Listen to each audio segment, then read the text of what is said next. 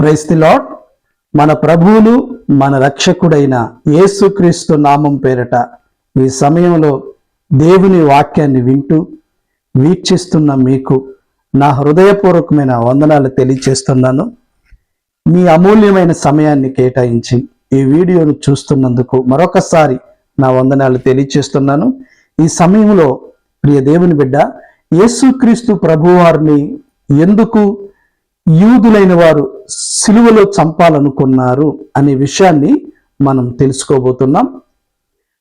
ద్వితీయోపదేశకాండం 21వ అధ్యాయం 22వ వచనం 23వ వచనాన్ని చదువుకుందాం. మీకు అందుబాటులో బైబిల్ ఉన్నట్లయితే మీరు కూడా నాతో కలిసి బైబిల్ తెరిచి ఈ వాక్యాన్ని చదవాలని ప్రభువు పేరిట మీకు తెలియజేస్తున్నాను. దేవుని వాక్యాన్ని చదువుకుందాం. మరణశిక్షకు తగిన పాపము ఒకడు చేయగా అతన్ని చంపి మ్రాను మీద వ్రేలాడదీసిన ఎడల అతని శవము రాత్రివేళ ఆ మ్రాను మీద నిలవకూడదు. వ్రేలాడదీయబడిన వాడు దేవునికి శాపగ్రస్తుడు గనుక నీ దేవుడైన యెహోవా స్వాస్థ్యంగా నీకిచ్చుచున్న దేశమును నీవు అపవిత్రపరచకుండునట్లు అజ్ఞత్యముగా ఆ దినమున వానిని పాతి పెట్టవలెను. ప్రియ దేవుని బిడ్లారా, శిక్షకు తగిన పాపము ఒక వ్యక్తి చేసినప్పుడు ఆ వ్యక్తికి శిక్ష ఏమిటంటే మ్రాను మీద వ్రేలాడదీసి చంపాలి. మ్రాను మీద వ్రేలాడిన ప్రతి వ్యక్తి, మ్రాను మీద చంపబడిన ప్రతి వ్యక్తి ధర్మశాస్త్ర ప్రకారం దేవుని దృష్టిలో శాపగ్రస్తుడు. యూదులైన వారు యేసుక్రీస్తు ప్రభువారిని ఎందుకు సిలువ మీద చంపాలనుకున్నారంటే యేసుక్రీస్తు ప్రభువారిని ఈ లోకానికి ఒక శాపగ్రస్తమైన వ్యక్తిగా చూపించాలనుకున్నారు. సిలువ మీదనే యేసు ప్రభువును చంపాలనుకున్నారు. ప్రియ దేవుని బిడ్డ, యెహోషువ గ్రంథంలో కూడా ఈ విషయాలు రాయబడ్డాయి. చదువుకుందాం. యెహోషువ గ్రంథము 8వ అధ్యాయము 29వ వచనాన్ని చదువుకుందాం. యెహోషువ ఆయి రాజును సాయంకాలం వరకు మ్రాను మీద వ్రేలాడదీసెను. ప్రొద్దు కుంగుచున్నప్పుడు సెలవీయగా జనులు వాని శవమును మ్రాను మీద నుండి దించి ఆ పురద్వారమును ఎదుట దాన్ని పడవేసి దాని మీద పెద్ద రాళ్ల కుప్ప వేసిరి. అది నేటి వరకు ఉన్నది. యెహోషువ ఆయిని జయించినప్పుడు ఆయిరాజును పట్టుకొని సాయంకాలం వరకు మ్రాను మీద వ్రేలాడదీశాడు. మరొక భాగంలో కూడా యెహోషువ ఇలాగే చేసినట్లుగా యెహోషువ గ్రంథంలో రాయబడింది. ఆ వాక్యాన్ని కూడా మనం చూద్దాం. యెహోషువ గ్రంథము 10వ అధ్యాయము 26వ వచనము 27వ వచనం. అమోరీయుల సంబంధులైన 5 రాజులు గిబియోనులో యుద్ధానికి వచ్చినప్పుడు యెహోషువ దేవుని సహాయంతో వారిని జయించి వారిని పట్టుకుని 5 చెట్ల మీద వారిని వేలాడదీసి చంపాడు. సాయంకాలం వారిని దించేసి ఒక గృహ ఎదుట వారిని పడవేసి రాళ్ళ కుప్ప వేశారు. ఈ విషయము యెహోషువ గ్రంథం 10వ అధ్యాయం 26వ వచనం స్క్రీన్ మీద కనపడుతున్న ఈ వాక్యాన్ని మీరు జాగ్రత్తగా నాతో కలిసి ఏకీవించి చదవండి. తరువాత యెహోషువ వారిని కొట్టి చంపి 5 చెట్ల మీద వారిని వ్రేలాడదీసెను. వారి శవములు సాయంకాలం వరకు ఆ చెట్ల మీద వ్రేలాడుచుండెను. ప్రొద్దు కృంగు సమయమున యెహోషువ సెలవీయగా జనులు చెట్ల మీద నుండి వారిని దించి వారు దాగిన గృహలోనే ఆ శవములను పడవేసి ఆ గృహమున గొప్ప రాళ్ళను వేసిరి. ఆ రాళ్ళు నేటి వరకు ఉన్నవి. ప్రియ దేవుని బిడ్డలారా, యెహోషువ గ్రంథంలో 2 భాగాలలో ఆయిరాజును గాని అమోరీయుల సంబంధులైన 5 యొక్క రాజులను గాని యెహోషువ మ్రాను మీదే వ్రేలాడదీసి చంపాడు. ఎందుకంటే మ్రాను మీద వ్రేలాడిన ప్రతి వ్యక్తి వాక్యం ఏమంటుంది? దేవుని దృష్టికి శాపగ్రస్తుడు. యూదులు యేసుక్రీస్తు ప్రభువారిని ఎందుకు సిలువ మీద చంపాలనుకున్నారు? యేసుక్రీస్తు ప్రభువారిని ఈ లోకానికి ఒక శాపగ్రస్తుడుగా, శాపగ్రస్తమైన ఒక వ్యక్తిగా చూపించాలనుకున్నారు. ద్వితీయోపదేశకాండం 21వ అధ్యాయం 22వ వచనంలో ఏముంది? మరణశిక్షకు తగిన పాపము ఒకడు చెయ్యగా మ్రాను మీద వ్రేలాడదీసి చంపాలి. సాయంకాలం తర్వాత ఆ శవం మ్రాను మీద ఉండకూడదు. పాలను వెలుపున దాన్ని పాతి పెట్టాలి. దేవుని బిడ్డలారా, యేసుక్రీస్తు ప్రభువారు ఏ మరణశిక్షకు తగిన పాపం చేశాడండి. ఏ పాపం చేస్తే యూదులు యేసు ప్రభు వారిని సిలువ మీద వేసి చంపాలనుకున్నారు. ప్రభు ఈ లోకంలో జీవించినప్పుడు ఆయన ఏమన్నాడో తెలుసా? యోహాను సువార్త 8వ అధ్యాయము 46వ వచనాన్ని ఒకసారి చదువుకున్నాం. మీరు కూడా చూడండి. నా యందు పాపమున్నదని మీలో ఎవడు స్థాపించును? ప్రభు ఏమన్నాడు? మరణశిక్షకు తగిన పాపము ఒకడు చేయగా ధర్మశాస్త్ర ప్రకారం ఏం చేయమన్నారు? మ్రాను మీద వ్రేలాడదీసి చంపాలి. కానీ ప్రభు ఆయన ఆ రోజు ఒక సవాలు విసిరాడు. నా యందు పాపం ఉన్నదని మీలో ఎవడు స్థాపించును? ఎవడు నిరూపిస్తారు? ఎస్, దేవునిలో ఏ పాపం లేదండి. కొన్ని వాక్యాలు మనం అర్థం చేసుకోగలిగితే, అపోస్తుడైన పౌలు గారు కూడా యేసుక్రీస్తుని గురించి ఏం చెప్పాడు? మనం ఆ వాక్యాన్ని కూడా చదువుకుందాం. అపోస్తుల కార్యములు 13వ అధ్యాయం 28వ వచనాన్ని చదువుకుందాం. ఆయన యందు అనగా యేసునందు మరణమునకు తగిన హేతువేమియు కనబడకపోయినను ఆయనను చంపవలనని వారు పిలాతును వేడుకొనిరి. వారు ఆయనను గూర్చి రాయబడి ఉన్నవన్నీ నెరవేర్చిన తర్వాత ఆయనను మ్రాను మీద నుండి దింపి సమాధిలో పెట్టిరి. అయితే దేవుడు మృతుల్లో నుండి ఆయనను లేపెను. అపోస్తుడైన పౌలు గారు ఏమంటున్నాడు? మరణమునకు తగినది ఆయనలో ఏమీ లేదు. ధర్మశాస్త్ర ప్రకారం మరణ శిక్షకు తగిన పాపము ఒకడు చేయగా, వాక్యం ఏమంటుంది? అసలు మరణానికి సంబంధించిన పాపం ఆయనలో ఏమీ లేదు. శిలువ మీద ఆయన చంపదగిన పాపం అంటూ ఏమీ లేదు. మ్రాను మీద ఎందుకు యూదులు చంపాలనుకున్నారంటే ఆయన్ని ఈ లోకానికి శాపగ్రస్తుడిగా చూపించాలనుకున్నారు. కానీ ఆ శాపం ఏమైందో మనం తర్వాత వాక్యంలో చదువుకుంటే మనకు అర్థమవుద్ది. ప్రియమైన దేవుని బిడ్డలారా, పౌలు గారు ఏమంటున్నాడు? మరణ శిక్షకు తగిన పాపము, మరణమునకు తగిన పాపము ఆయనలో ఏమీ లేదు. అయినా కూడా ఆయన్ని సిలువేయమని పిలాతును వేడుకున్నారంట ప్రజలు. రెండో విషయాన్ని, పిలాతు కూడా యేసు ప్రభుని గురించి ఏమన్నాడో తెలుసా? ఏ పిలాతునైతే వారు వేడుకున్నారో ఆ పిలాతు ప్రభువారిని చూసి, ఆనాటి ప్రజలను చూసి ఏమన్నాడో తెలుసా? చదువుకుందాం. యోహాను సువార్త 19వ అధ్యాయం 6వ వచనాన్ని చదువుకుందాం. ప్రధాన యాజకులను ఒంట్రౌతులను ఆయనను చూచి సిలువేయుము సిలువేయుము అని కేకల వేయగా పిలాతు ఆయన యందు ఏ దోషము నాకు కనబడలేదు గనుక మీరే ఆయనను తీసుకొని పోయి సిలువ వేయుడని వారితో చెప్పాడు. పిలాతు ఎవరు? ఒక గవర్నర్. ఏమంటున్నాడు అధికారి?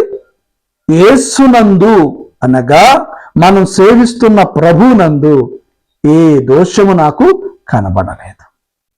సిలువలో చంపడానికి లేక సిలువ శిక్షను వేసి ప్రభువారిని చంపడానికి నాకు ఏ దోషము కనపడలేదు. అపోస్తుడైన పౌలు గారు అదే అన్నాడు. పిలాతు గారు అదే అన్నాడు.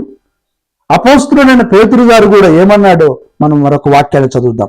పేతురుకు రాసిన మొదటి పత్రిక 2వ అధ్యాయము 22వ వచనాన్ని మనం చదువుకుంటే, ఆయన పాపము చేయలేదు, ఆయన నోటను ఏ కపటమును కనబడలేదు, ఆయన దూషింపబడి బదులు దూషింపలేదు, ఆయన శ్రమ పట్టబడి బెదిరింపక న్యాయముగా తీర్పు తీర్చు దేవునికి తన్ను తాను అప్పగించుకొనెను.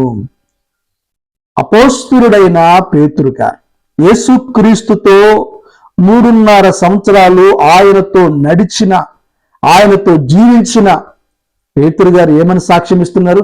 ఆయన నోట ఏ కపటము నాకు కనిపించలేదు. రే దేవుని బిడ్డలారా, యోహాను భక్తుడు కూడా యోహానుకు రాసిన మొదటి పత్రికలో 1వ అధ్యాయము 5వ వచనాన్ని చదువుకున్నట్లయితే, ఆయన యందు చీకటి ఎంత మాత్రము లేదు, ఆయనలో చీకటి ఎంత మాత్రము లేదు. అదే అధ్యాయములో మరొక వాక్యాన్ని 3వ అధ్యాయం 5వ వచనాన్ని కూడా నేను చదువుతున్నాను, మీరు ఆలకించండి. పాపములను తీసివేయుటకే ఆయన ప్రత్యక్షమైనని మీకు తెలియను, ఆయన యందు పాపమేమీ లేదు. యేసుక్రీస్తు ప్రభువులో ఏ పాపము లేదు. మరి పాపమెరగిన దేవుడు ఎందుకు సిలువలో చనిపోయాడు? ఎందుకు యూదులు యేసుక్రీస్తు ప్రభువారిని సిలువలో చంపాలనుకున్నారంటే, నేను ముందుగానే చెప్పాను, యేసుక్రీస్తు ప్రభువారిని ఈ లోకానికి ఒక శాపగ్రస్తుడిగా చూపించాలనుకున్నారు. ప్రియ దేవుని బిడ్డలారా, మీరు అర్థం చేసుకున్నట్లయితే దేవుడు ఎలాంటి వాడంటే శాపాన్ని ఆశీర్వాదంగా మార్చేవాడు. హల్లెలూయా.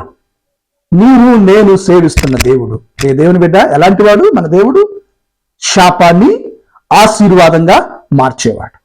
యేసుక్రీస్తు ప్రభువారిని ఆనాటి యూదులు యేసు ప్రభువారిని ఈ లోకానికి ఒక శాపగ్రస్తమైన వ్యక్తిగా చూపించాలనుకున్నారు. కానీ ప్రభు ఏం చేశాడంట? ఆ శాపాన్ని ఆశీర్వాదంగా మార్చాడు. ఆ శాపాన్ని ఆయన దీవెనకరంగా మార్చాడు. ఈరోజు మీ జీవితంలో మీరు శాపాన్ని అనుభవిస్తున్నారా? సిలువలో మన కొరకు వేలాడిన యేసు ఆ శాపాన్ని ఆశీర్వాదంగా మార్చాడు. ద్వితీయోపదేశకాండం 23వ అధ్యాయం 5వ వచనాన్ని మీరు చదివితే దేవుడంట శాపాన్ని ఆశీర్వాదంగా మార్చేవాడు. నెహెమ్యా గ్రంథంలో కూడా 13వ అధ్యాయం 2వ వచనాన్ని మీరు చదివితే దేవుడు శాపాన్ని ఆశీర్వాదంగా మార్చి ఇచ్చేవాడు. మన దేవుడు ఎలాంటి వాడు? శాపాన్ని ఆశీర్వాదంగా మార్చి ఇచ్చేవాడు. రే దేవుని బిడ్డలారా, గలతీయులకు రాసిన పత్రిక 3వ అధ్యాయం 14వ వచనాన్ని నేను చదువుతున్నాను. స్క్రీన్ మీద కూడా ఈ వాక్యాన్ని మీరు చూడండి. అబ్రహాము పొందిన ఆశీర్వాద వచనము క్రీస్తు యేసు ద్వారా అన్యజనులకు కలుగుటకై క్రీస్తు మన కోసము శాపమై మనలను ధర్మశాస్త్రం యొక్క శాపము నుండి విమోచించెను. ఇందును గూర్చి మ్రాను మ్రీద వేలాడిన ప్రతివాడును శాపగ్రస్తుడు అని రాయబడి ఉన్నది. యేసు క్రీస్తు ప్రభువారు ఏ పాపమెరగని యేసయ్య, ఏ శాపానికి గురికాని యేసయ్య ఎందుకు సిలువలో మన కొరకు శాపమయ్యాడంటే మనలను ఆశీర్వాదంగా మార్చటానికి. మ్రాను మీద వేలాడిన ప్రతివాడు శాపగ్రస్తుడు అని ధర్మశాస్త్రం చెబుతుంది. యేసుక్రీస్తు ప్రభువారిని ఈ లోకానికి శాపగ్రస్తమైన ఒక వ్యక్తిగా చూపించాలనుకున్నారు. కానీ ఆయన మన కొరకు శాపమై, ఆయన మన కొరకు శాపగ్రహితమై ఆయన ఆశీర్వాదాన్ని మనకి తెచ్చాడు. యూదులు శాపంగా చూపిద్దాం అనుకున్నారు, లేక యూదులు యేసు ప్రభువారిని ఒక శాపగ్రస్తమైన వ్యక్తిగా చూపిద్దాం అనుకున్నారు. కానీ దేవుడు యేసుక్రీస్తు ప్రభువారిని ఆశీర్వాదకరంగా మనకు చూపించాడు. హల్లెలూయా. దేవుని బిడ్డలారా, 1 కొరింథీ పత్రిక 12వ అధ్యాయము 3వ వచనంలో కూడా ఒక అద్భుతమైన మాట రాయబడింది. ఒకసారి ఆ వాక్యాన్ని కూడా మనం చూద్దాం. ఇందుచేత దేవుని ఆత్మ వలన మాట్లాడు వాడెవడును యేసు శాపగ్రస్తుడని చెప్పడనియు, పరిశుద్ధాత్మ వలన తప్ప ఎవడును యేసు ప్రభు అని చెప్పలేడనియు నేను మీకు తెలియచేయుచున్నాను. యేసు శాపగ్రస్తుడని ఎవ్వరు చెప్పరు. యూదులు అనుకున్నారు సిలువ మీద మ్రాను మీద వ్రేలాడదీసి చంపితే దేవుని దృష్టిలో, చూసేవారి దృష్టిలో ఈయన ఒక శాపగ్రస్తుడు, అందుకే మ్రాను మీద వ్రేలాడి చంపబడ్డాడని అనుకున్నారు. కానీ దేవుని వాక్యం సెలవిస్తుంది, ఈరోజు యేసుక్రీస్తు ప్రభువారు మీ కొరకు నా కొరకు ఆయన శాపాన్ని ఆశీర్వాదంగా మార్చాడు. మన దోషాన్ని, మన పాపాన్ని ఆయన తన మ్రాను మీద శరీరములో భరించి, మన శిక్షను ఆయన శరీరమందు భరించి ఆ శాపాన్నంతా కూడా కొట్టివేసి, యేసుక్రీస్తు రక్తము ప్రతి పాపము నుండి మనల్ని పవిత్రులుగా చేస్తుందని, శాపాన్ని కొట్టివేస్తుందని దేవుని వాక్యం తెలియజేస్తుంది. ప్రియ దేవుని బిడ్డలారా, యేసుక్రీస్తు ప్రభువారిని యూదులు ఈ లోకానికి శాపగ్రస్తుడిగా చూపించాలనుకున్నారు. కానీ ప్రభు ఆ శాపాన్ని ఆశీర్వాదంగా మార్చాడు. ఈరోజు లోకంలో ఉన్న మనుషులందరూ నువ్వు ఒక శాపగ్రస్తుడు అని, నువ్వు పనికిరాని వాడు అని, నువ్వు దేనికి ఉపయోగం లేనివాడు అని వారు దూషించవచ్చు, పనికిమాలిగా మాట్లాడవచ్చు. కానీ నేను ప్రకటిస్తున్న దేవుడు శాపాన్ని ఆశీర్వాదంగా మార్చేవాడు. నీ కన్నిటిని నాట్యంగా మార్చేవాడు. నీ సమస్యలను తొలగించి నీకు విడుదలనిచ్చేవాడు. దేవుని బిడ్డలారా, అందుకే యేసుక్రీస్తు ప్రభు వారిని యూదులు అలా చంపాలనుకున్నారు. దేవుని బిడ్డలారా, ఇంతవరకు ఈ విన్న వాక్యం ద్వారా మీరు యేసుక్రీస్తు ప్రభు వారిని ఎందుకు యూదులు సిలువలో చంపాలనుకున్నారు అనే విషయాన్ని మీకు అర్థమైందనుకుంటున్నాను. కాబట్టి ఇలాంటి ఆధ్యాత్మికమైన సందేశాలు మరిన్ని వినాలనుకుంటే ఇంకా మన ఛానల్ని సబ్స్క్రైబ్ చేసుకోకపోతే సబ్స్క్రైబ్ చేయండి. మీ స్నేహితులకి, మీ బంధువులకి షేర్ చేయండి. మీ అమూల్యమైన సమయాన్ని కేటాయించేంత వరకు చూసినందుకు ప్రభు పేరిట వందనాలు తెలియజేస్తున్నాను. మీ యొక్క అమూల్యమైన మాటలను కామెంట్స్ ద్వారా మాకు తెలియచేయండి. మీ కొరకు మేము ప్రార్థన చేస్తాం. దేవుడు మిమ్మల్ని దీవించును గాక. ఆమేన్.